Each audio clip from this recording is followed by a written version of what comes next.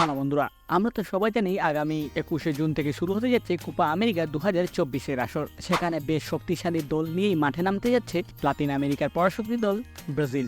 নতুন কোচের আন্ডারে শক্তিশালী দল নিয়ে প্রায় প্রতিটি দলের মুখোমুখি হতে প্রস্তুত সেলেসাও বাহিনীরা। তবে কোপা আমেরিকার সময়সূচিতে গ্রুপ পর্বে কোন দলের বিপক্ষে কবে মাঠে নামছে ব্রাজিল, সেটাই জানবো আজকের ভিডিওতে। প্রথমে গ্রুপ ডিতে পড়েছেন ব্রাজিলের বাকি 3 প্রতিপক্ষ হচ্ছে কলম্বিয়া, প্যারাগু এবং কোস্টারিকা।